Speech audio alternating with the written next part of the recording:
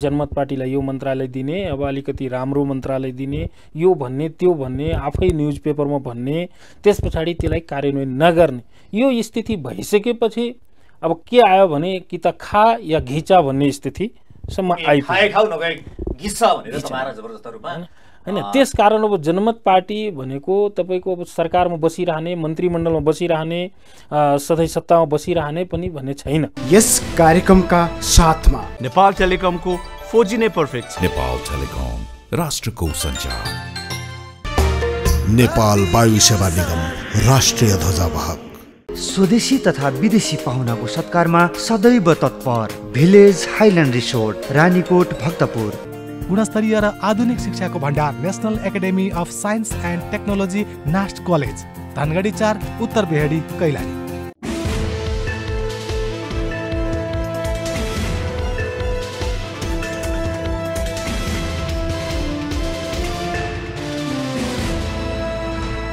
नमस्कार दर्शकवृन्द, कार्यक्रम चक्रव्यूहमा यहाँहरू सबैलाई हार्दिक स्वागत गर्दछु। म हिमाल बस्नेत। आज हामी छलफल गर्दैछौँ जनमत पार्टीका उपाध्यक्ष अब्दुल खानसँग। सरकारले नीति तथा कार्यक्रम ल्याएको छ। यो वर्ष पनि निकै महत्त्वाकांक्षी नीति तथा कार्यक्रम ल्याएको छ। 2 वर्षमा 5 लाख रोजगारी सृजना गर्ने र उच्च पदस्थ नेताको अनैतिक ढङ्गबाट आएको आर्जनको छानबिन गर्ने सम्मका विषयहरू उठाइएका छन्। यो सवालमा सबैभन्दा गम्भीर प्रश्न कहाँ रहन्छ भने यी नीति तथा कार्यक्रममा इमान्दारिता कति रहला भन्ने सवालबाट अलि बढी चाहिँ शङ्काका दृष्टिकोणले हेरिएको छ। प्रत्येक वर्ष आउने नीति तथा कार्यक्रम निकै महत्त्वाकांक्षी हुन्छन्, तर त्यहाँ इमान्दारिताका अभावले गर्दा समस्या ज्यूका त्यों रहन्छन् र एउटा कर्मकाण्डी जस्तो मात्रै भए। हरेक वर्ष आउने नीति तथा कार्यक्रम एउटा कागजको खोस्टामा मात्रै सीमित भए यी जनगुनासोहरू छन् र यो पटक आएको नीति तथा कार्यक्रमबाट के अपेक्षाकृत ढङ्गबाट परिणाम आउन सक्ने होला या नहोला, यो भने अब हेर्दै जानुपर्ने हुन्छ। र आज हामी विशेष गरी पछिल्लो समय प्रचण्ड नेतृत्वको सरकारले सुरुवात गरेको सुशासन र भ्रष्टाचार अन्त्य गर्नको लागि गरेको यो अभियानका सवालमा कुराकानी गर्छौँ र जनमत पार्टीको अहिलेको अवस्थामा के गर्दैछ, सरकारबाट बाहिरिएको छ भने सरकारलाई दिएको समर्थन फिर्ता गरेको छैन, सरकारमा जाने तयारीमा हो या प्रतिपक्षमा बसेर उनले आफ्नो भूमिका निर्वाह गर्ने हो त। अब यो पार्टीको भूमिका कस्तो रहन्छ? विशेष गरी मधेस प्रदेशबाट उदाएको यो पार्टी अहिले बिस्तारै मधेसमा जनताको लोकप्रिय पार्टी पनि बन्दैछ। अब यो पार्टीको नीति कार्यक्रम घोषणा अबको रणनीतिका बारेमा छलफल गर्छौँ। उहाँलाई म कार्यक्रममा स्वागत गर्न चाहन्छु। स्वागत छ यहाँलाई कार्यक्रममा। धन्यवाद। आराम हुन्छ? एकदम ठिक छ। सरकारबाट बाहिरिनु तपाईँहरू के गर्नुहुन्छ अहिले? तपाईँहरू के छ नीति, के कार्यक्रम छ, के प्लान गर्दै हुनुहुन्छ? होइन, जनमत पार्टी त अहिले सरकारलाई समर्थन दिएकै छ। मध्य प्रदेशमा हाम्रा मन्त्रीहरू पनि छन्। त्यसकारण जनमत पार्टी सरकारबाट बाहिरिएको छ भन्ने कुरा ठिक होइन। बाहिरिएको छैन, हामी सरकारमै छौँ, अहिले समर्थनमै छौँ। तपाईँले सरकारलाई दिएको समर्थन त फिर्ता गर्नु भएको होइन? यो चाहिँ भनेको उपयुक्त मन्त्रालय पाइयो भने जाने भनेर तपाईँहरू बस्नु भएको कि कसो? यो उपयुक्त मन्त्रालय भन्दा पनि एउटा विश्वासको वातावरण हुनु पर्यो, एक नम्बर। अर्को काम गर्ने वातावरण दिनु पर्यो, दोस्रो। तेस्रो कुरा, बोलेको कुराहरू आफै सरकारमा बसेका साथीहरूले आफूले बोलेकै कुरा लागू गरे राम्रो हुन्छ भन्ने जनमत पार्टीको ठम्याइरहेको छ। त्यसकारण अब पटक पटक सरकारबाट एक किसिमको गरेको बाचा र हामीसँग गरेको सम्झौता अनुसार चाहिँ उहाँहरू पछि हट्नुभयो। त्यसकारण जनमत पार्टी केन्द्रमा अहिले मन्त्रालयमा छैन, मन्त्रीमण्डलमा छैन, क्याबिनेटमा छैन, तर सरकारलाई दिएको समर्थनमा छ। यसो जस्तो तपाईँले यसो त तपाईँ केही समय मन्त्री पनि हुनुभयो, मन्त्री भएर त्यही मन्त्रालय अन्तर्गत रहेर भने यदि तपाईँहरू क्षमता र आफ्नो योग्यता प्रदर्शन गर्ने हो भने जुन कुनै मन्त्रालय लिएर भयो भने काम गर्न सकिँदैन र त्यही मन्त्रालय किन चाहिन्छ? तपाईँले भनेको मन्त्रालय यो त हामीले त्यही कुरा सम्झेर मन्त्रालय सम्हालेको पनि हो, खानेपानी मन्त्रालय। र खानेपानी मन्त्रालय सम्हालिसकेपछि 2 महिना 6 दिन मैले कार्यभार सम्हालेको हो। त्यो दिनभित्र मैले सक्दो आफूबाट जति हुन सक्ने प्रयासहरू कामको लागि गरेकै हो र केही काम गरेर देखाएको पनि। तर बीचमा अब सरकारका गठबन्धन दलका नेताहरूको बैठकमा उहाँहरूले आफै चाहिँ समीकरण बनाउँदाखेरि सरकार बनाउँदाखेरि होइन जनमत पार्टीलाई यो मन्त्रालय दिने, अब अलिकति राम्रो मन्त्रालय दिने, यो भन्ने त्यो भन्ने, आफै न्युज पेपरमा भन्ने, त्यस पछाडि त्यसलाई कार्यान्वयन नगर्ने, यो स्थिति भइसकेपछि अब के आयो भने कि त खा या घिचा भन्ने स्थितिसम्म होइन। त्यस कारण अब जनमत पार्टी भनेको तपाईँको अब सरकारमा बसिरहने, मन्त्रीमण्डलमा बसिरहने, सधैँ सत्तामा बसिरहने पनि भन्ने छैन। तपाईँहरूलाई जसरी पहिला जति महत्त्व दिएको थियो, एक समय तपाईँहरू बिना सरकार बन्न निकै सकस परेको बेलामा तपाईँहरूको त्यो मत निकै महत्त्व थियो, तपाईँहरूलाई निकै महत्त्व पनि राखिएको। तर पछि सरकार पक्षीय पार्टीहरूले तपाईँहरूलाई उनीहरूको चाहिँ मत पुगिसके पछाडि अलि तपाईँहरूलाई चाहिँ अपेलना गरे। अब यो कुरालाई त हाम्रो प्रधानमन्त्रीज्यूले, सम्मान्य प्रधानमन्त्रीज्यूले कुरालाई बुझ्नुपर्छ। किनभने जनमत पार्टी भनेको बीचमा आएर समर्थन दिएको पार्टी होइन। उहाँलाई सुरुदेखि जब काङ्ग्रेस र माओवादीको घटक नै सरकार बन्छ भने सुरुमा उतिखेरै हामीले दिएको समर्थनको पार्टी हो हाम्रो। त्यो कुरालाई प्रधानमन्त्रीले पनि ख्याल गरिदिनुपर्छ, अन्य साझेदार घटकहरूले पनि त्यो कुरा ख्याल गरिदिनुपर्छ। किनभने जनमत पार्टीले बिना स्वार्थ, निस्वार्थ भावले सरकारलाई दिएको समर्थन हो। अहिलेसम्म हामी समर्थनमै। मैले अझै सोध्न खोजेँ, तपाईँहरूले रोजेको मन्त्रालय भनेको उद्योग मन्त्रालय होइन? हामीले यो त्यो मन्त्रालय होइन,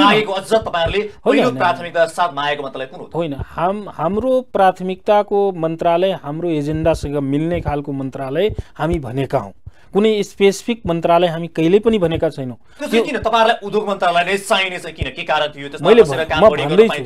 म भन्दैछु हामीले उद्योग मन्त्रालय, फलानु मन्त्रालय भनेर स्पेसिफिक रूपमा कहिले भनेका छैनौँ। यो कुरा सरकारले नै अड्कल गरेर न्युज पेपरमा आएको कुरा हो। हामीले हाम्रो घोषणापत्रसँग मिल्ने खालको मन्त्रालय दिनुस् भनेर हामी भनेका हौँ। हामीलाई 4वटा मन्त्रालय केन्द्रमा चाहिन्छ भन्ने कुरा पनि कहिले भनेनौँ। हामीलाई यो चाहियो त्यो चाहियो कहिले भनेनौँ। एउटा मन्त्रालय दिनुस्, तर हाम्रो घोषणापत्र अनुसारको मन्त्रालय दिनुस्, जुन हामी जनतासँग बाचा गरेर आएछौँ त्यो हिसाबको मन्त्रालय दिनुस्। त्यो हिसाबले यदि हेर्नुहुन्छ भने जनमत पार्टी भनेको तपाईँको किसान आन्दोलनबाट उदाएको एउटा पार्टी। अर्को एक घर एक रोजगारीको व्यवस्था ल्याउने भनेर हामी पटक पटक गाउँघरमा भनेर आएको हुनाले हामी उद्योग मन्त्रालय, कृषि मन्त्रालय, सहकारी मन्त्रालय, शहरी विकास मन्त्रालय जस्ता मन्त्रालयहरूमा यदि हामीलाई हुन्छ भने यो हाम्रो घोषणापत्र अनुसार मिल्दोजुल्दो हुन्छ भनेर हामी कुरा आफ्नो राख्यौँ सरकारसँग।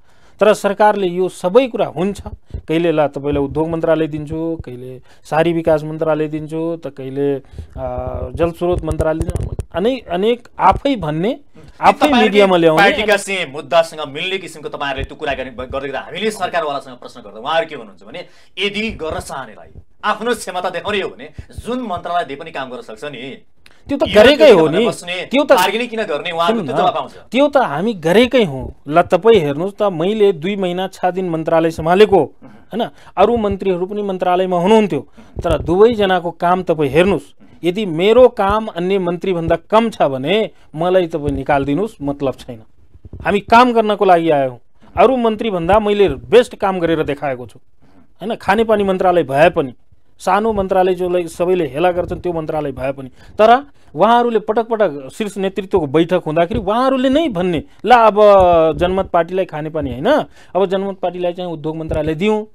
आफै भन्नुहुन्छ, आफै न्युज पेपरमा ल्याउनुहुन्छ, त्यस पछाडि आफै कार्यान्वयन गर्नुहुन्न भने त्यो के हो?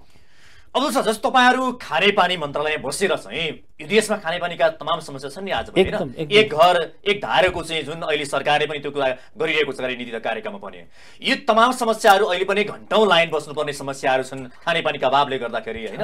यो देशमा यो समस्या समाधान गर्छौँ हामी, हिमाल पहाड तराई सबै क्षेत्रका नागरिकको लागि खानेपानीको व्यवस्था गर्छौँ, सिँचाइको व्यवस्था गर्छौँ, तपाईँहरूको मन्त्रालय अन्तर्गत गरेर बसेर जे गर्न सकिन्छ।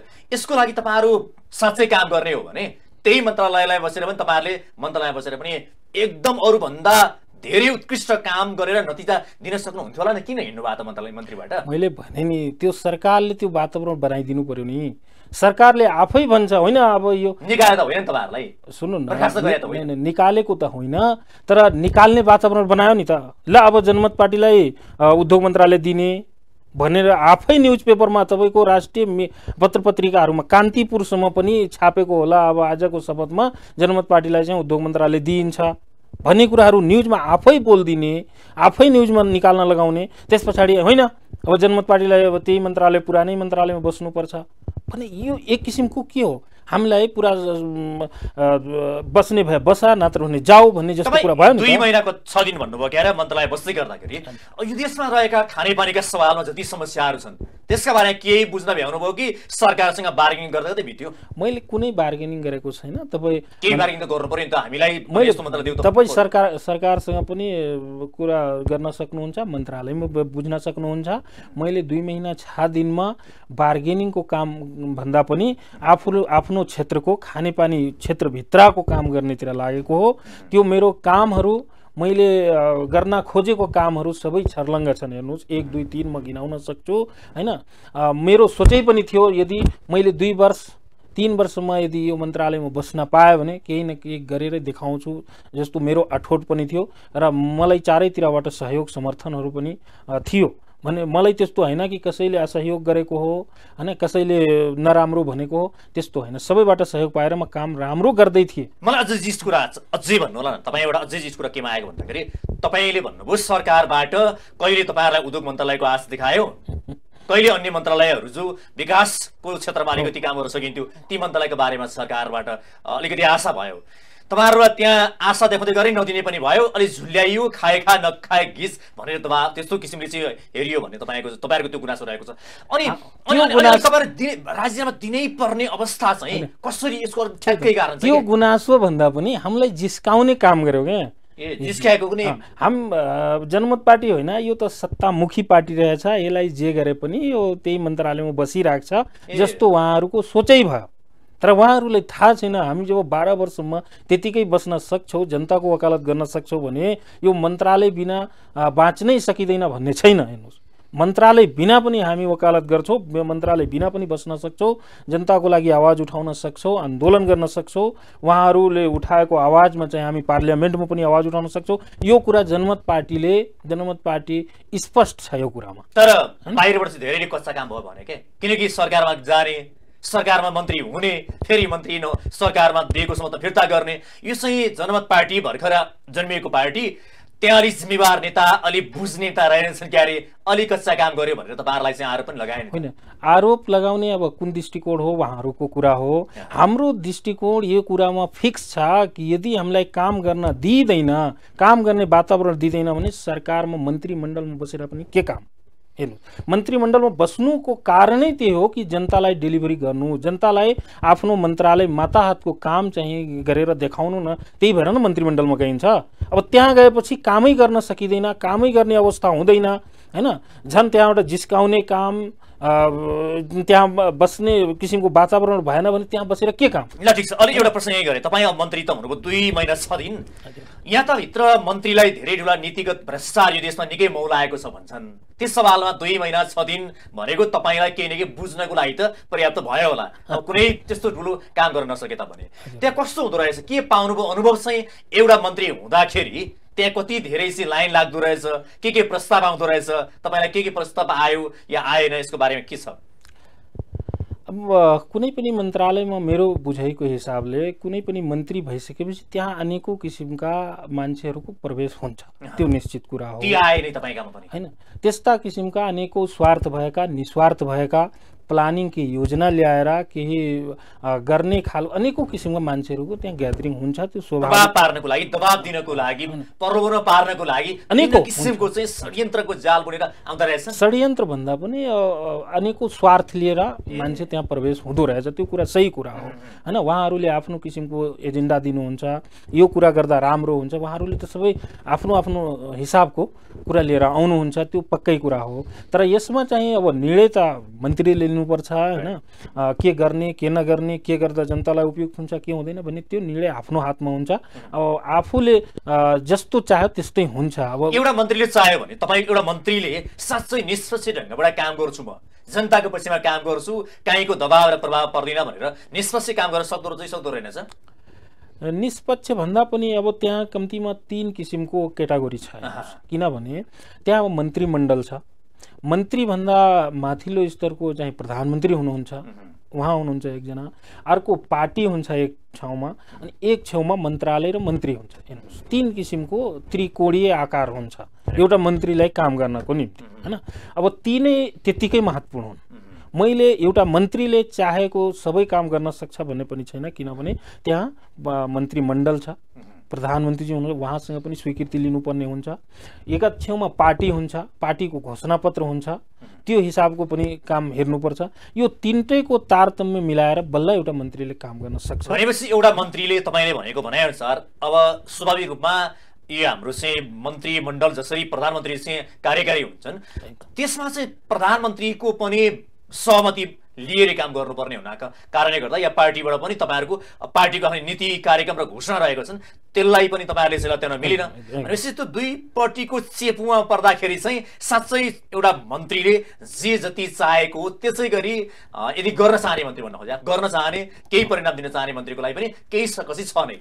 छ, एकदम छ। किन छैन? मन्त्रीले चाहने बित्तिकै सबै काम हुन्छ, गर्न सक्छ भन्ने छैन। किनभने त्यहाँ थुप्रै कुरा छ। जस्तै हामीले कुनै योजना दियौँ, हैन, त्यो योजनालाई कार्यान्वयनको निम्ति अर्थमा जानु पर्यो, हैन। अर्थभन्दा त्योभन्दा पहिला पनि अन्तर मन्त्रालयको सम्बन्ध हेर्नुपर्छ, हैन। अरू मन्त्रालयमा के कस्तो असर पर्छ त्यो योजनाले, त्यहाँबाट स्वीकृति लिनुपर्छ। फेरि बजेटिङको लागि अर्थ मन्त्रालय जानुपर्छ, अर्थ मन्त्रालयले स्वीकृति गरेपछि क्याबिनेट छ, क्याबिनेटमा डिस्कस भएपछि त्यहाँबाट प्रुभ भएपछि बल्ल नै गर्ने हो। एउटा कुरा इमानदार भनिदिनुहोस्, त्यसो भए तपाईँले जुन तरिकाले काम गर्न खोज्नु पनि, पार्टीको कुरा छोडौँ, प्रधानमन्त्रीबाट चाहिँ तपाईँलाई कुनै तपाईँले गर्न चाहेको काम 2 महिनाका बिचमा जति तपाईँले योजना बनाउनु भएको थियो, जति गर्न खोज्दै हुनुहुन्थ्यो, त्यो सभामा हस्तक्षेप भयो कि भएन? मैले त यो कुरामा प्रधानमन्त्रीज्यूलाई धन्यवाद नै दिन चाहन्छु, हैन। किनभने उहाँबाट मलाई कुनै प्रकारको हस्तक्षेप भएन। झन् उहाँले होइन तपाईँ राम्रो काम गर्दै हुनुहुन्छ, तपाईँ राम्रो काम गर्नुहोस्, बरु मबाट के सहयोग हुन्छ भन्नुहोस्, म सहयोग गर्न तयार छु भन्नेसम्म कुरा प्रधानमन्त्रीज्यूले मलाई गर्नुभयो। हेर्नुहोस्, हैन, पार्टी आफ्नो ठाउँमा छ, पार्टीका हाम्रा नीति नियमहरू सिद्धान्त आफ्नो ठाउँमा छन्, तर प्रधानमन्त्रीज्यूबाट पुरै क्याबिनेटबाट, त्यतिखेर अब ठुलो क्याबिनेट पनि थिएन, हाम्रो सानो क्याबिनेटमा बसेकोमा, हैन, पुरै क्याबिनेटबाट चाहिँ मलाई समर्थन सहयोग थियो साथीहरूबाट। एकदम तपाईँ गर्नुहोस्, अगाडि बढ्नुहोस्, हाम्रो समर्थन सहयोग हुन्छ। अब गर्ने के तपाईँहरू? अब चाहिँ अबको कुरा गर्ने चाहिँ जब सरकारलाई दिएको समर्थन तपाईँहरूले फिर्ता लिनुभएको त छैन, अब त्यो भनेको चाहिँ के हो त? तपाईँहरू उपयुक्त मन्त्रालय पाइयो भने सरकारमा जानको लागि तयार छौँ भनेर बच्या हो कि होइन? यो सरकारलाई समर्थन दिनुपर्छ, सरकार राम्रै काम गर्दैछ, राम्रो काम गर्नेलाई चाहिँ सबैले समर्थन गर्नुपर्छ भन्ने के हो? तपाईँको नीति चाहिँ के हो त? सरकारलाई समर्थन गरिराख्ने, सरकारमा नजाने?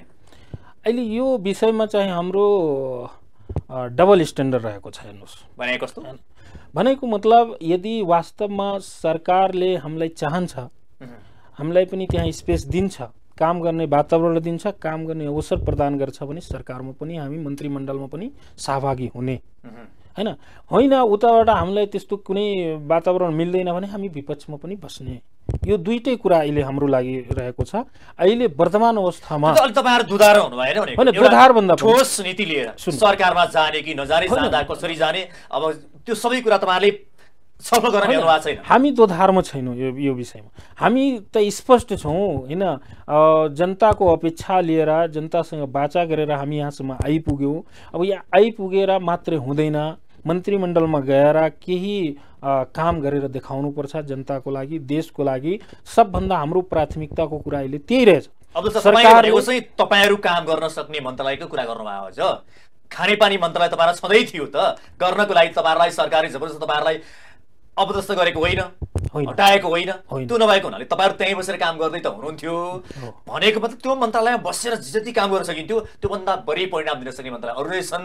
अहिले भनेको सिधा तपाईँलाई विकासमुखी या केही रूपमा चाहिँ काम गरेर देखाउन खालको मन्त्रालय भयो भने तपाईँहरू आजको भोलि सरकारमा जान तयार हुनुहुन्छ। यही कुरा बुझौँ। पहिलो कुरा यो बुझिदिनुहोस् कि खानेपानी मन्त्रालय एकदम सम्मानित मन्त्रालय हो। म 2 महिना बसेँ, म रेस्पेक्ट गर्छु त्यो मन्त्रालयलाई।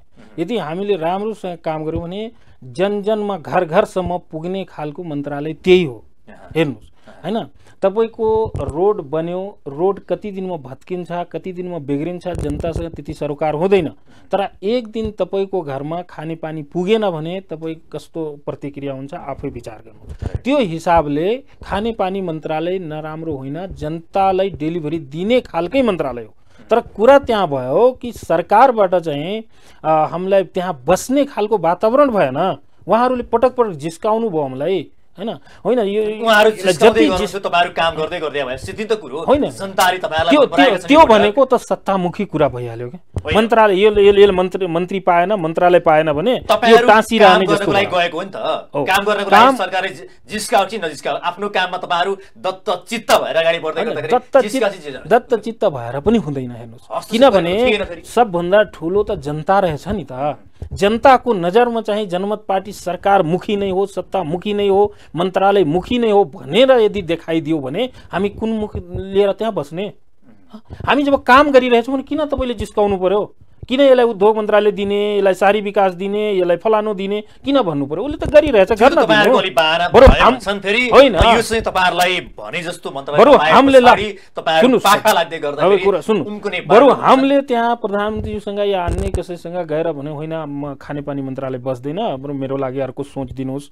भनेर भनेको भए पो हुन्थ्यो नि त हामी काम गरिरहेछौँ उहाँले मालदार मन्त्रालय भन्छ के यहाँ मालदार मन्त्रालय त्यो मालदार मन्त्रालयको खोजीमा जनमत पार्टी थियो सरकारले दिएन प्लिज तपाईसँग म यो स्पष्ट पार्दिउँ हजुरलाई हेर्नुस् मन्त्रालय मालदार गैर मालदार भनेर छुट्याउने परिपाटी जुन छ नि क्याटेगोरी छुट्याइदो छ अहिले मन्त्रालयलाई पनि मैले भने जुन छुट्याउने परिपाटी ख श्रेणी ग श्रेणी तपाईले पाएको चाहिँ ग श्रेणी भन्छन् अहिले कुन आधारमा त्यो आफ्नै किसिमको व्याख्या गर्छन् सबैले त्यही त कुन आधारमा मैले व्याख्या के गर्छु भने तपाईँ सुन्नुहोस् मालदार भनेको मन्त्रालय कस्तो जस्तै निवास छ मन्त्रीको निवास छ हैन पुलचोकमा मन्त्री निवासमा गाँठ लिएर जानेहरू जुन मन्त्रालयमा जान्छ त्यसलाई मालदार भन्ने कि व्याख्या सायद त्यस्तै होला त्यो हामीलाई चाहिदैन हामीलाई त्यहाँ गाँठ चाहिदैन हेर्नुस् हामीलाई ठ्याक्कै काम गर्ने वातावरण त्यो पुगिहाल्छ क्या किनभने मैले पटक पटक भन्दै आएको छु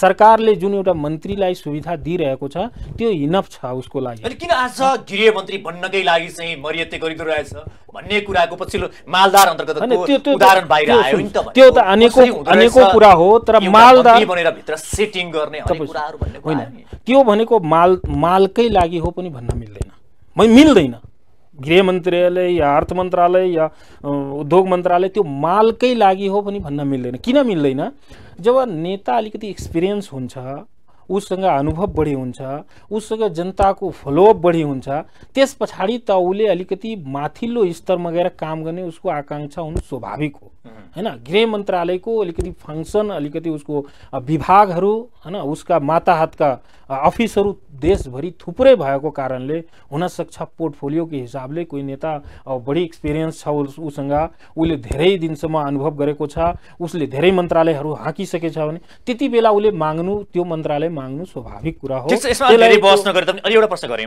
त्यसमै सरकारमा जाने तपाईहरुको शर्त के अब हाम्रो केही शर्त छैन बिना शर्तका हामी छौं यदि सरकारले जनमत पार्टीलाई चाहन्छ जनमत पार्टी सरकारमा हुनुपर्छ भने हामीलाई कुनै उपयुक्त भोलि खानेपानी मन्त्री नै तपाईहरुलाई दिने भनेर बोलायो भने पनि जाने नै हो अब अनि खानेपानीको कुरा त अब सिद्धि नै सक्यो हेर्नुस् पटक पटक जिस्काइयो पटक पटक गरियो अब त खानेपानी मन्त्रालयमा जाने सम्भावना मेरो विचारमा त्यति रहिएन अब पार्टीले यदि निर्णय गरिहाल्यो भने मन्त्रालय भन्दा बाहेकको मन्त्रालय भयो भने जनमत पार्टी सरकारमा जान सक्छ मजाले जान्छ कुरै यति रह्यो शर्त यति रह्यो शर्त रह्यो नि एउटा शर्त त रह्यो नि खानेपानी मन्त्रालय चाहिँ हुँदैन त्यो भन्दा अर्को मन्त्रालय जुन कुनै भए नि जान्छ यो शर्त होइन के यो त हामीले दिएको समर्थन नै हो जब सरकारलाई समर्थन दिएछौ भने सत्ता दलको एउटा घटक भइसकेपछि मन्त्रालय पाउनु स्वाभाविक हो यो कुनै शर्त होइन यो सरकारले आफै विचार गर्नुपर्छ हो यदि जनमत पार्टीले समर्थन दिएकै हो सरकारलाई सहयोग गरेकै हो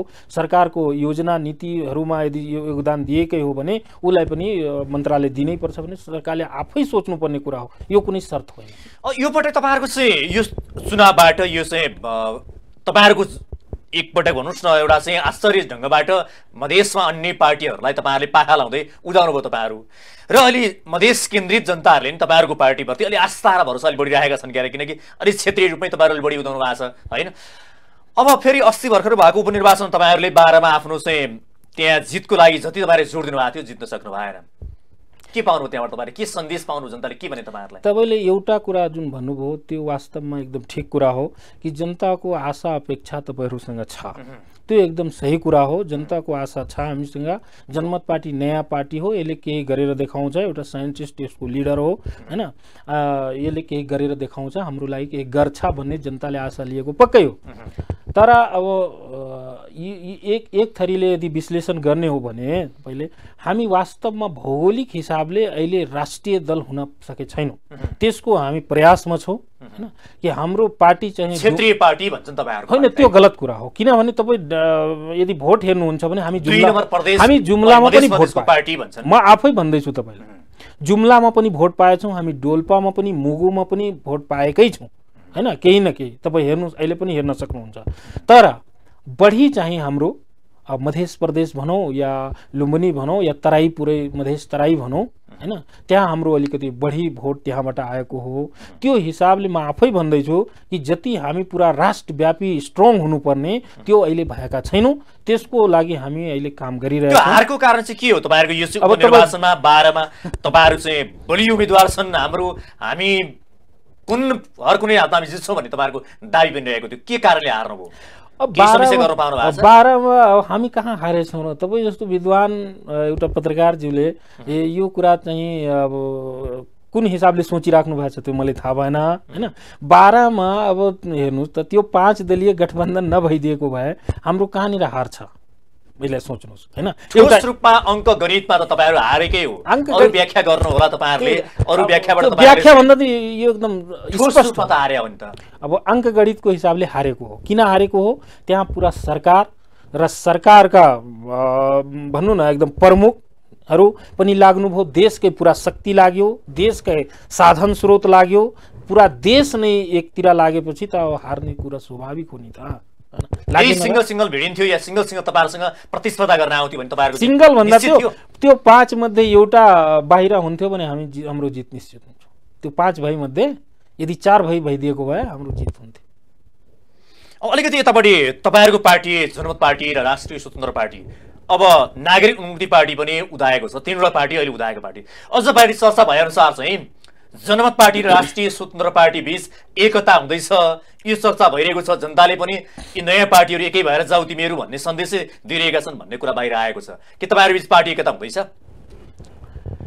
पार्टी एकता भन्ने कुरा त अहिले म सुनेको छैन हेर्नुस् हैन तर वास्तवमा सही कुरा हो अहिले रासोपा उदाएको पार्टी हो रासोपा सँग पनि जनताको अपेक्षा रहेको छ त्यस्तै जनमत पार्टीसँग पनि अपेक्षा रहेको छ र केही जिल्लाहरुमा तपाईको नागरिक उन्मुक्तिबाट पनि जनताको अपेक्षा रहेको छ त्यो पक्कै हो र तीनवटै नयाँ पार्टी हो तीनवटै पार्टीसँग नयाँ भिजन नयाँ सोच पक्कै रहेको हुनाले यिनी हाम्रो तालमेल मिल्नु स्वाभाविक कुरा हो तर हाम्रो एकता हुँदैछ भन्ने कुरा छैन तालमेल मिल्नु स्वाभाविक हो जनताले चाहिँ बाहिर यसो अब नयाँ पार्टी हुन् तीनैवटा पार्टीलाई पुराना पार्टीको विकल्पको रूपमा खोजेका हुन् जनताले त्यस हिसाबले तीनवटै पार्टी मिलेर देशै बनाउन आएको यदि हो भने मनदेखि नै देश बनाउँछु भनेर साँच्चै आएको भने तीनटै पार्टी एक हुन् र आगामी निर्वाचनमा बहुमत ल्याएर सरकार गठन गरून् र उनीहरूले गर्न चाहेको के हो कस्तो देश बनाउन चाहेको अगाडि बढुन् भन्ने जनताको यो सन्देश रहेको छ त्यसको लागि तपाईहरु तयार हुन सक्नुहुन्छ त तपाईहरु मिल्छन् एजेन्डाहरु हेर्नुस् पार्टी बिना एजेन्डाको बन्दैन पार्टीसँग एउटा एजेन्डा हुन्छ उसको आफ्नो फिलोसोफी हुन्छ हैन उसको आफ्नो विचार हुन्छ रणनीति हुन्छ योजना हुन्छ उसको आफ्नो सोच हुन्छ पार्टीको हैन त्यो हिसाबले केही कुराहरुमा हामी बीच भिन्नता छ केही कुराहरुमा भिन्नता छ नमिल्ने कुरा के हुन्छ तपाईहरु जस्तो राष्ट्रिय स्वतन्त्र पार्टी र जनमतको पार्टीको केही कुराहरु भिन्नता छ र धेरै कुराहरु मिल्ने समानता छ त्यसकारण आगामी समयमा आउने टाइममा जनताको चाहना छ भने हाम्रो चाहिँ सहकार्य हुन एकदम स्वाभाविक कुरा हो हैन हुन्छ पनि सहकार्य मात्र कि एकता पनि सहकार्य त एकता त अब सबैको फेरि एकता हुनको लागि पुरा एजेन्डा मिल्नु पर्छ सबैको विचार मिल्नु पर्छ हैन एक अर्काको स्वीकारोक्ति मिल्नु पर्छ हैन त्यो कुरा भयो भने एकता पनि हुन सक्छ हैन होला तपाईहरुको विचार र सिद्धान्त आफ्नै ठाउँमा छन् तर अहिले मधेसमा पनि पुराना पार्टीहरु बाट जनता अलि बढी से आजित भए बढी वितृष्णा चाहिँ भयो भनेर तपाईहरुको पार्टी नयाँ पार्टीले जनताले भोट हाले।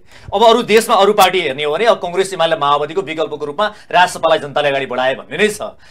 त्यो हिसाबले अब तपाईहरु दुईटै पार्टी अरू जनमत नागरिक मुक्ति पार्टीको हिसाबमा हेर्दाखेरि अब सबै पार्टी देशै बनाउन आएको भने त छुट्टा छुट्टै रूपमा हिँड्नुभन्दा एकै भएर हिँड्दा चाहिँ तपाईहरुमा आत्मशक्ति जनताको विश्वास बढ्दैन र? त्यही भएर त हाम्रो पटक पटक भेटघाट भइरहेछ, कुराकानी भइरहेछ, हामी कसरी जाने के गरी जाने भन्ने कुराहरू सबै मिलिरहेछ नि त। त्यही कारणले हो हैन। हो तपाईले स्वाभाविक भनिसक्नुभयो नि, अब पुराना पार्टीहरूबाट जनता आजित भए, किनभने जनताले पटक पटक हेरे, तिनीहरूको काम कुरोमा केही परिवर्तन आएन, तिनीहरू त्यही स्वभाव जुन 50 वर्ष अगाडिको स्वभाव थियो आज पनि त्यही स्वभाव छ हैन, त्यही किसिमको रणनीति छ, योजना छ भने जनता आजित हुनु स्वाभाविक कुरा हो र यसकै उपज हो जनमत पार्टी रासोपा यी सबैहरू उदाउनुको त्यही कारण हो। तपाईले आफै भनिसक्नु भएको छ र यदि जनता चाहन्छ भने भोलि हाम्रो एकता पनि हुन सक्छ, त्यो कुरा हैन। सरकारमा रहेका या माओवादी नेताहरूलाई सोध्यो भने चाहिँ अहिले उनीहरू के भन्छन् भने माओवादीले अहिले भट्टाभट्टी चाहिँ भ्रष्टाचारको फाइल खोल्न थाल्यो। सुशासन कायम गर्नका लागि माओवादी नेतृत्वको सरकार अगाडि बढ्न थालेपछि राष्ट्रिय स्वतन्त्र पार्टी जनमत पार्टीहरू सरकारबाट बाहिरिए समर्थन फिर्ता लिए। कारण भ्रष्टाचारको फाइल खोल्नु नै हो भन्छन् त। यो भ्रष्टाचारको फाइल खोल्नुभन्दा अगाडि नै रासोपा मलाई लाग्छ सरकारबाट बाहिरिएको र जनमत पार्टी अहिले पनि सरकारलाई समर्थन दिएकै हो भने यो कुरामा कुनै तथ्य देखिएन, तालमेल मिलेन हैन।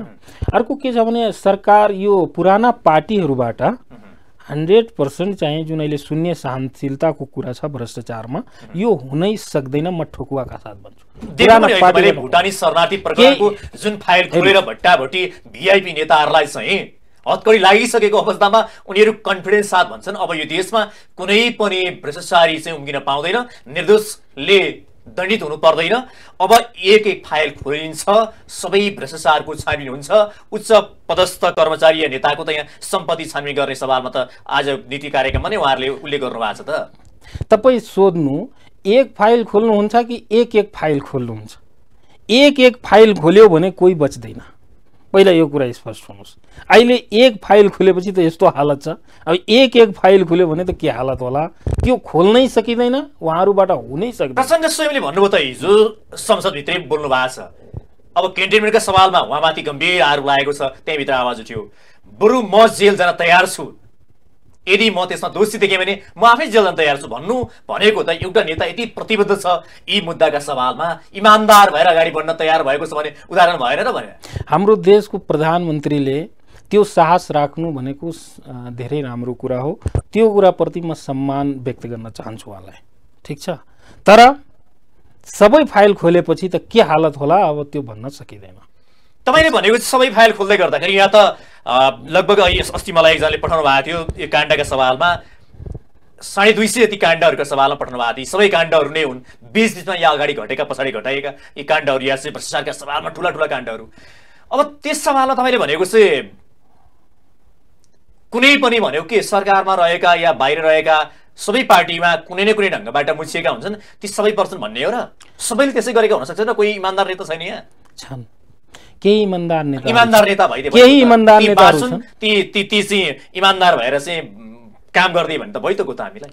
त्यही त हामी म कहाँ भन्छु र त्यो भएन। तपाईले भने केही इमानदार त्यो गम्भीर कुरो रह्यो नि, त्यो पार्टीको कुरा मैले फाइल खोल्दै गर्दाखेरि हो एक एक फाइल खोल्दाखेरि प्रत्येक पार्टी पुराना पार्टी जति छन् हैन, यो 2-3टालाई छोडेर सबै कहीँ न कहीँ मुछिन्छन्, त्यो पक्का कुरा हो हैन। त्यो कुनै ठाउँमा शीर्ष नेता मुछिन्छन्, कुनै ठाउँमा सेकेन्ड थर्ड लेभलका, तर पक्कै कहीँ न कहीँ मुछिन्छन्। यहाँसम्म छ कि तपाईँको उपभोक्ता समितिसम्म पनि यो कुरा जान सक्छ। हेर्नुहोस्, उपभोक्ता समिति पनि आफ्नो माताहतका मान्छेहरूलाई बनाएर त्यहाँ पनि भ्रष्टाचार गराएको थुप्रै रिपोर्ट तपाईँसँग पनि होला र सरकारसँग पनि होला, त्यो पक्कै हो।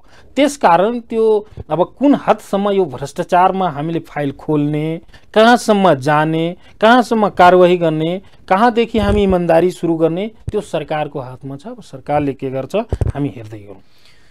अब प्रचण्डबाट अलि अब नारायण काजी श्रेष्ठ गृहमन्त्री हुनुहुन्छ, उहाँ सरकारको नेतृत्व गर्नुभएको छ, प्रधानमन्त्री हुनुहुन्छ। विश्वास मान्छेहरूले पटक अलिकति गरेका पनि छन्, माओवादी स्वयंले भन्छ डु एन्ड डाई, कि सिद्धिने कि सच्चिने, दुईटा विकल्प मध्ये अब सच्चिन लागिरहेको छ माओवादी, अब काम गरेर परिणाम देखाउने भन्ने सवाल उहाँहरू एकदम प्रतिबद्धताका साथ अझ गर्जनसहित भन्नुहुन्छ। अहिले उहाँहरू अझ उहाँहरूको त छाती गर्वले अलि फुलेको हुन्छ, किनकि अलिअलि काम गरेर परिणाम आउन थालेको छ भन्ने नै उहाँहरूको तर्क रहेको छ।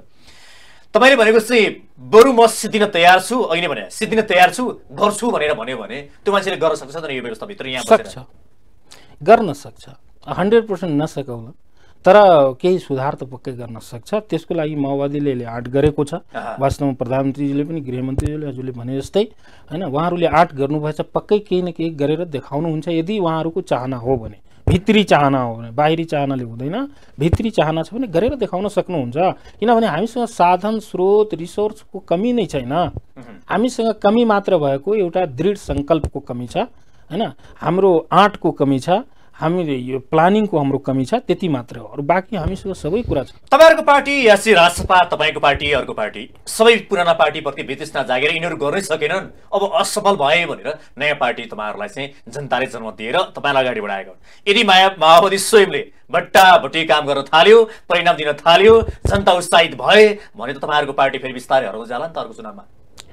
पार्टी हराउने कुरा छैन, हाम्रो चाहिँ उहाँहरूप्रति सम्मान रहन्छ। यदि उहाँहरूले गर्नुभयो भने सम्मान रहन्छ, हाम्रो पार्टी हराउँदैन।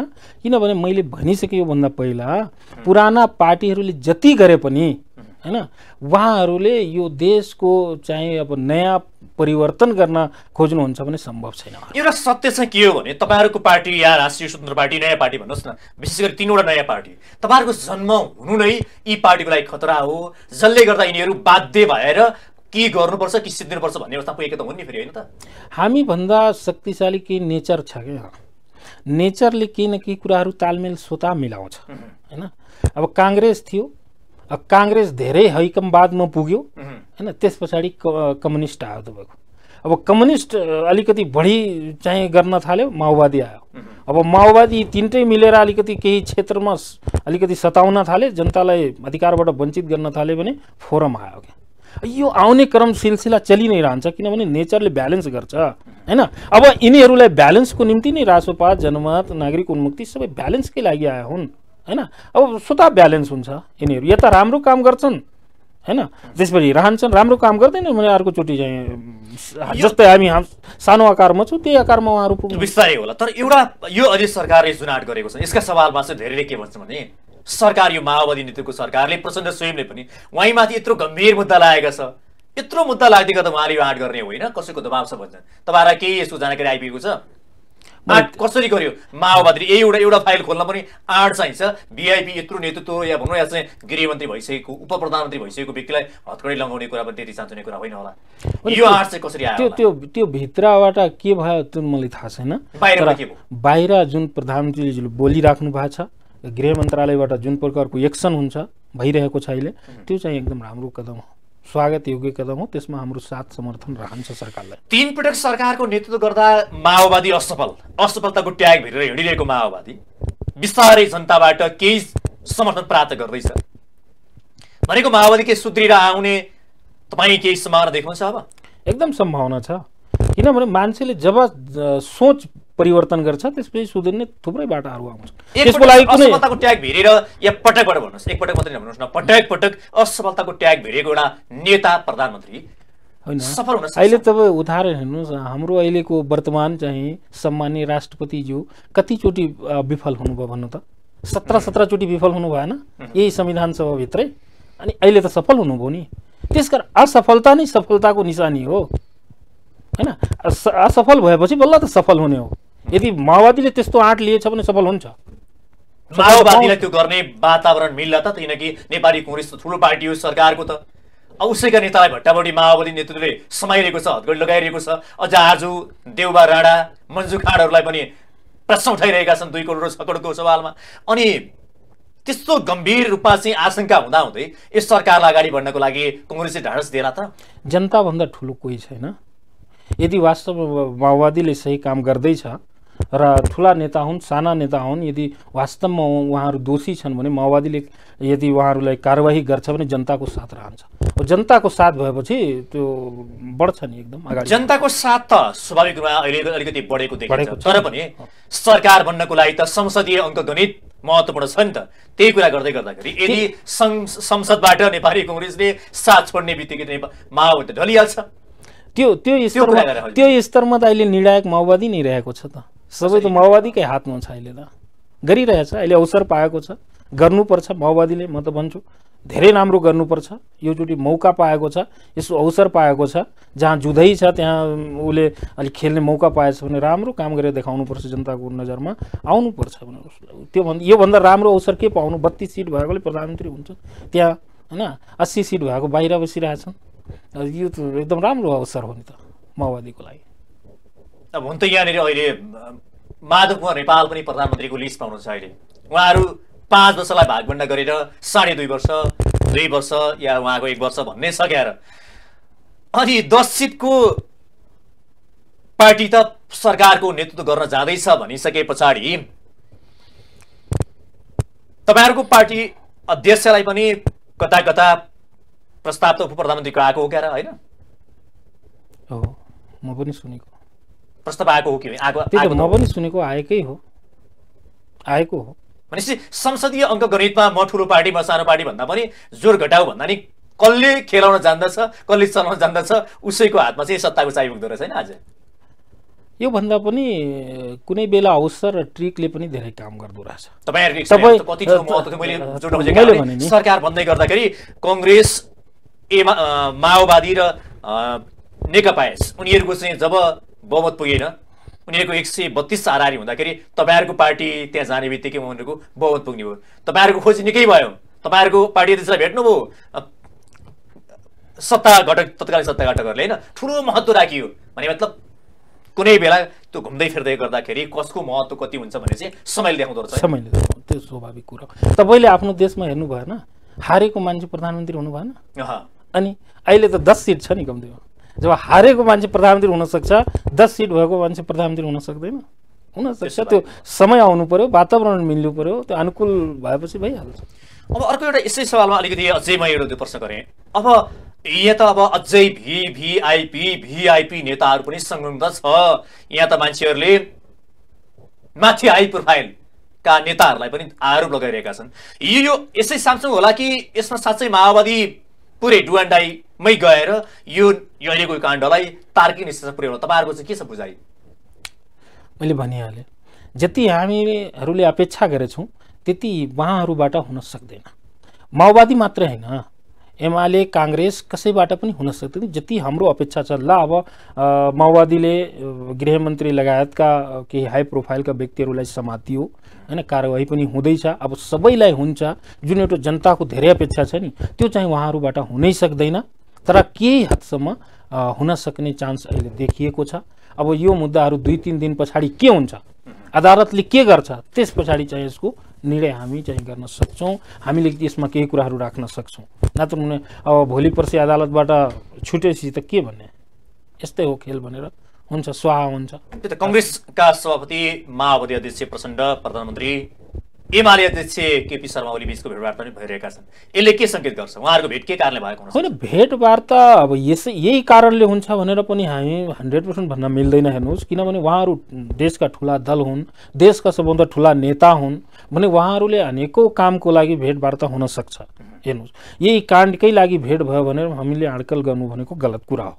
अनेकौं कामहरू हुन सक्छ, उहाँहरूले अब देश अन्तर्राष्ट्रिय मुद्दाहरू हुन सक्छ, राष्ट्रिय मुद्दाहरू हुन सक्छ, देशलाई कुन दिशातिर लग्ने हो, देशको चिन्ता त सबैलाई छ नि, चाहे त्यो प्रतिपक्षमा होस् चाहे पक्षमा होस्। जब देशको कुरा आउँछ, समृद्धिको कुरा आउँछ, विकासको कुरा आउँछ, उतिखेर त सबैको सोच हुन्छ र हाम्रो देश राम्रो होस् भन्ने सोच हैन? हुन्छ, किन हुँदैन? यो सबैमा हुन्छ। हुन सक्छ त्यस्तो केही कामले गर्दा उहाँहरूको भेट भएपछि अब नचाहिदो कुरा गरेर त्यही कारणले भेट भयो रे, त्यो कुरालाई साम्य पार्नकै लागि भेट भयो भने हामी भन्न चाहिँ मिल्दैन यो कुरा। एउटा नेतामा तपाईले भने जस्तै राम्रो सोच भइदियो, सोच मात्रै, विचारमा मात्रै शुद्धता भयो भने, गर्छु भन्ने इमानदारिता भइदियो भने त धेरै कुरा त हाम्रो देशमा हुन सक्ने सम्भावना त धेरै छ नि त हैन? धेरै ठुला अपेक्षा जनताको पनि छैन, सामान्य समस्याहरू छन् हैन? अघि हामीले कुरा गरेको खानेपानीको कुरा, स्वास्थ्यको कुरा, शिक्षाको कुरा छन् हैन? राज्यले नै ग्यारेन्टी गरेका सामान्य कुराहरू चाहिँ जनताले मागिरहेका छन्। सबभन्दा ठुलो हामीसँग भएको समस्या भनेको देशका नेताको समस्या भनेको इमानदारितामा खडेरी हो भन्दाखेरि त 22% होला नि, सबैलाई भन्न खोजेको। जनताको आवश्यकता वास्तवमा तपाईँले भने जस्तै शिक्षा, स्वास्थ्य, रोजगारीको आवश्यकता हो जनताको हैन? अब नेताहरूको पनि आफ्नो दृष्टिकोण हुन्छ। कसैको मेरो पार्टी ठुलो होस् भने कार्यकर्ता पोस्नेतिर लाग्छ हैन कसैले होइन म शक्ति देखाउनको लागि अलिकति पावर देखाउनको लागि उसँग अर्कै रणनीति हुन्छ र कसैको सोच चाहिँ हाम्रो देश अगाडि होस् country is the first country पहिला होस् भन्ने सोच छ त्यसकारण हाम्रो देश चाहिँ पछाडि परेको हो जब यो बहुदलीय व्यवस्थामा नेता र एकजना व्यक्तिले सोचेर हुँदैन हेर्नुहोस् यो बहुदलीय व्यवस्थामा पार्टी सिस्टमले सोच्नुपर्छ यदि पार्टी सिस्टम ठिक छ भने देश बन्नमा कसैले रोक्न सक्दैन र जुन दिन पार्टी सिस्टममा कन्ट्री फर्स्ट भन्ने अवधारणा आउँछ त्यो दिन हाम्रो देश समृद्धितिर जान्छ नेतृत्वमा पुगेको एउटा नेताको सकारात्मक विचारले मात्रै समग्र परिणाम सकारात्मक आउँछ भन्ने कुरा चाहिँ त्यति सक्दैन ग्यारेन्टी हुन सक्दैन अब लागु यो बजेटका सवालमा जस्तो यो नीति कार्यक्रमका सवालमा हिजो सरकार भनौँ न राष्ट्रपतिले जुन नीति कार्यक्रम चाहिँ घोषणा गर्नुभयो यो तपाईँहरूले हेर्नुभयो र यसमा के छन् पुरानैकै निरन्तरता छ या नयाँ केही अपेक्षा गर्न सकिने ठाउँ छन् के देखिन्छ यसमा चाहिँ अब यो पुरै त हेरेर भ्याए छैन म पनि हेर्दै थिएँ हैन भोलिदेखि यसको कन्टिन्यू 3 दिनसम्म छलफल हुन्छ सदनभित्र र यसमा अहिले मैले हेरेको अलिकति राम्रो कुरा के रहेछ भनेपछि सरकार बजेटप्रति स्पेसिफाई भएको छ स्मार्ट बजेटको अवधारणा ल्याएको छ किनभने रोड त बनाउने बजेटमा छ रोड बनाउने तर कति बनाउने कसरी बनाउने कति बनाउने त्यसको लिमिटेसन चाहिँ भएको यो राम्रो छ जस्तै त्यहाँ एउटा कुरा आएको छ हैन रोजगारी सिर्जना गर्ने कति गर्ने त्यहाँ ठ्याक्कै 5000 कति भनेछ 5000 होला 5 लाख नै 5 लाख हो कि 5000 हो यो 2 वर्षमा 5 लाख पुर्याउने भन्ने छ त्यो चाहिँ स्पेसिफाई गरेपछि अलिकति आशा भयो के आशा जाग्यो हो यस्तै चाहिँ स्पेसिफाई गरेर यदि हाम्रो बजेट भोलि आयो भने पक्कै केही सुधार हुन्छ यो अलिकति यसो हेर्दाखेरि अहिले आएको नीति कार्यक्रममा चाहिँ उच्च पदस्थको गैर कानुनी सम्पत्ति छानबिन गर्ने भन्ने एउटा महत्त्वपूर्ण कुरा र जो चाहिँ सञ्चालन गर्न सकिने उद्योगहरू खोलिने भनेर चाहिँ नामै छन् 2-3वटा उद्योगहरूको सवालमा 20% महँगो भए पनि स्वदेशी वस्तु नै खरिद गर्ने प्रबन्ध मिलाउने कुरा छ अनि तिलगङ्गा आँखा अस्पतालबाट उत्पादित हुने लेन्स चाहिँ विश्व बजारसम्म पुर्याउने भन्ने कुरा यहाँ राखिएको छ अर्को चाहिँ make in Nepal made in Nepal यो अभियानलाई अगाडि बढाउने भनेर भन्नुभएको छ उहाँहरूले प्रमुख सहरहरूमा विद्युतीय यातायात 1 घण्टाको दूरीमा 1वटा झोलुङ्गे पुल 98 प्रकारका औषधि स्वदेशी उत्पादन 2 वर्षमा 5 लाख रोजगारी सिर्जना यो मैले किन तपाईँलाई भन्न खोजेँ भने यस्ता त धेरै महत्त्वकांक्षी नीति र कार्यक्रम त योभन्दा अगाडि नै आएका हुन् नि समस्या त जिउको जिउ छन् फेरि झन् विकराल हुँदै गइरहेको छ यो नीति र कार्यक्रम ल्याउनु नै ठुलो कुरो त होइन तपाईँले सोध्न खोजेको के भने यसमा इमान्दारिता कति होला सरकारको भन्न खोजेँ मैले हेर्नुहोस् अब यो जति भन्नुभयो नि हजुरले जुन आएको छ हिजो हाम्रो सम्माननीय राष्ट्रपतिज्यूले पढेर सुनाउनु पनि भयो सदनलाई सम्बोधन गर्नुभयो दुवै सदनलाई तर यदि मेरो कुरा सोध्नुहुन्छ भने यसमा 50% यदि लागू भइदियो भने 1 वर्षमा हाम्रो देश धेरै माथि जान्छ जुन 98वटा औषधिको कुरा गर्नुभयो अहिले 98वटा औषधि फ्री गरेछौ कहाँ जहाँ स्थानीय सरकारको माताहतमा हुने हैन साना हस्पिटलहरू सब हेल्थ पोस्ट पीएचसी हैन गाउँघर क्लिनिक यिनीहरूमा 98 किसिमका औषधि सरकारले फ्री गरेको छ ठीक तर त्यहाँ जनताले कति पाइरहेछ सोच्नु पर्ने कुरा पाइदैन अब यो सरकारले अहिले हाम्रो देशमा जम्मा 6 किसिमको औषधि चाहिँ बनाइरहेको छ जीवन जललाई शुद्ध लिएर 6 किसिमको औषधि चाहिँ हाम्रो औषधि विभागले बनाइरहेको अवस्था छ यस उत्पादन भनेको 6 प्रकारका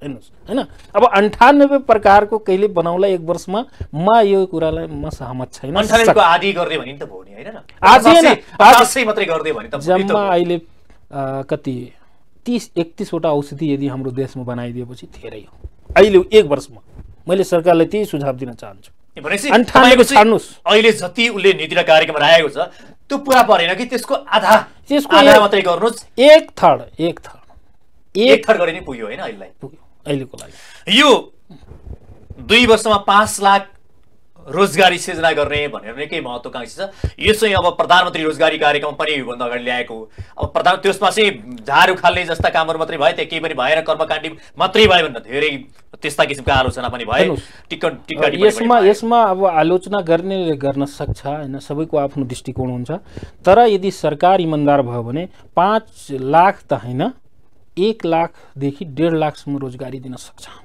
1 वर्षमा पक्का दिन सक्छ यसको थुप्रै आधारहरू छन् हैन 5 लाखै त दिन सक्छ भन्ने मलाई लागिरहेको छैन तर 1 देखि 1.5 लाखसम्म रोजगारी सरकारले दिन सक्छ भनेपछि यो तपाईले भनेकै कुरा त आयो तपाईले 1/3 भन्न आशेका र 5 लाख नयाँ रोजगारी दिने भन्ने सवालको कुरा गर्दा उले 1 लाखलाई 2 लाखलाई दिन सक्यो भने पनि त केही न केही अब गर्न त थाल्यो सुरुवाती गर्न थाल्यो भन्ने अपेक्षा त्यही भएर म खुसी छु कि स्मार्ट बजेट ल्याएको छ के ल रोजगारी त दिने योभन्दा पहिला त लेखे हुन्थ्यो नि रोजगारी सिर्जना गर्ने नयाँ रोजगारी दिने प्रधानमन्त्री रोजगारी योजना लागू गर्ने कुन योजना लागू गर्ने भने रोजगारी देशभित्रै दिने बाहिर जान नदिने अनेकौं कुराहरू व्याख्या त गरे हुन्थ्यो तर त्यहाँ स्पेसिफाई थिएन अहिलेको सरकारले कम्तीमा ल्यायो नि ल 5 लाखलाई दिने सम्म ल्यायो 5 लाखलाई दिन सक्दैन होला तर 1 लाख 1.5 लाख 2 लाखलाई दियो भने पुगिहाल्यो नि त अनि हामी त विकास खर्च नै पूरा गर्न सकिदैन नि त हाम्रो यो समस्या छ भएको बजेटलाई पनि सही सदुपयोग हुँदैन पूरा बजेट पनि विकास खर्च गर्न सकिँदैन गरे पनि त्यहाँ पनि कर्मकाण्डी गरिन्छ असारमा गएर मात्रै धेरै चाहिँ त्यहाँ बजेट त्यहाँ सकिन्छ भनेपछि यहाँ त तपाईको त पुरै लथालिङ्ग भताङ्ग ताल छ नि मैले अस्ति त्यहाँ सदनमा बोले थिए यो कुरामा मैले आफ्नो सुझाव राखे थिएँ आफ्नो पार्टीबाट मैले दुईटा कुरालाई त्यहाँ जोड दिएको थिएँ दुईटा कुरा यदि हामीले आफ्नो देशमा गर्न सक्यौ भने राजस्व स्वतः बढ्छ नम्बर 1 हामीले पर्यटन भित्र आउन सक्यौ भने त्यसको लागि दुईटा काम गरिदिनु पर्छ एउटा एयरपोर्ट चाहिँ राम्रो बनाउनु पर्छ अन्तर्राष्ट्रिय मापदण्डको एयरपोर्ट बनाउनु पर्यो अर्को चाहिँ कनेक्टिभिटी बढाउनु पर्यो जुन हाम्रा देश भित्रका धार्मिक सम्पदाहरू छन् हैन पर्यटकीय स्थलहरू छन् त्यहाँसम्म जाने बाटो राम्रो बनाइदिनु पर्यो एउटा काम अर्को काम हाम्रो देश भित्रका तरकारी फलफूल मासुजन्य पदार्थ हाम्रो देश भित्रै यदि उत्पादन गरिदियो भने बाहिरबाट ल्याउने वातावरण हटाइदियो भने हाम्रो देश चाहिँ अगाडि बढ्छ यो दुईटा काम हेर्नुस् हैन तपाईको हेर्नुस् अहिले करोडौंको तरकारी आउँछ बाहिरबाट हैन सिम्पल भाषामा भन्दाखेरि भारतबाट आउँछ तरकारी अहिले हेर्नुस् त हाम्रो माछा मासुहरू पनि लाखौं लाख करोडको चाहिँ भारतबाट आइरहेछ हाम्रो देशमा एउटा पोखरी खनेर माछा चाहिँ पाल्ने वातावरण बनाउन हामी सकिरहेछौं हामीले बाख्रा पालन हामीले भैँसी पालन गर्न सकिरहेका छैनौं हैन अहिले हाम्रो देशमा त दूध पनि बाहिरबाट आइरहेको छ हाम्रो देशमा जुम्ला हुम्लामा स्याउ छ भन्छन् सुन्तला छ भन्छन् हाम्रो तराईतिर आँप छ भन्छन् केरा छ भन्छन् हैन हाम्रो त बजार कुइएर सकिन्छ कुइएर जान्छ बजारमा पाउँदैन त्यसकारण समस्या यहाँ त छ किसानले दूध त बाटोमै घोप्ट्याउनु पर्छ मैले भन्दिए बढी गर्नै हुँदैन मसँग यदि सुझाव लियो भने सरकारले म त के भन्छु भने 1 वर्षमा एउटा काम मात्रै हामी गरौँ भयभरको बजेट हैन 1 वर्षमा हामीले ला यो वर्षको बजेट म अब कृषिमा लगाउने मात्रै हो भने सरकार निर्णय गरिदियोस् न हैन कृषिमा जे जति चाहिन्छ त्यो मल खादको एउटा फ्याक्ट्री चाहियो किसानको लागि सिंचाइको व्यवस्था गरिदिनु पर्यो हैन फलफूल तरकारी उसको बजार उत्पादनदेखि बजारसम्म यसको कोल्ड स्टोर अलिकति भिआइपी कोल्ड स्टोर बनाइदिएपछि त कृषिको समस्या समाधान भयो नि त कनिका छरे जस्तो बजेट छर्दिने र कर्मकाण्डी मात्रै जस्तो ढंगले गर्ने भएको छ तपाईले भनेको त्यही भएर 1/3 मैले भनेको हो साना भयो भने त तपाईले भने जस्तो यहाँ हामीसँग सम्भावना भएका धेरै कुराहरू कृषिका लागि पनि कृषिमा जे छन् सम्भावना हामी कृषिमा आत्मनिर्भर बन्न सक्नु पर्यो नि त किनकि 70% हाराहार त हाम्रो त्यही त जीडीपी मा हेर्नु न 23.5% योगदान मात्रै कृषिको छ अहिले प्राइमरी सेक्टर जुन छ अनि कृषि छ माछा मासु छ खनिज छ यी त्यसबाट 24% योगदान मात्र हाम्रो देशलाई अहिले भइरहेछ जबकि कृषिलाई मेरुदण्ड भन्छ के भन्छ के नानीको नाम दिन्छ हैन त त्यहाँबाट योगदान भनेको 20% 23% 24% हैन त्यसलाई ठ्याक्कै 50% पुर्याउन हामी यही सुझाव दियौं कि सरकारलाई बजेटमा इमानदारिता देखाऊ भन्ने नै अहिले हाम्रो सुझाव हो नि त इमानदारिता भयो भने इमानदारिता भन्दा पनि सेक्टर कम हुनु पर्यो लगानी जुन बजेट छ त्यसलाई धेरै क्षेत्र भन्दा सीमित क्षेत्रमा परिणाममुखी ढंगले लानु पर्यो नि त हस् कार्यक्रममा आइदिनु यहाँलाई धेरै धेरै धन्यवाद ल धन्यवाद आज हाम्रो कार्यक्रम हुनुहुन्थ्यो जनमत पार्टीका उपाध्यक्ष अब्दुल खान कार्यक्रमको निर्धारित समय पनि सकिएको छ मलाई पनि बिदा दिनुस् नमस्ते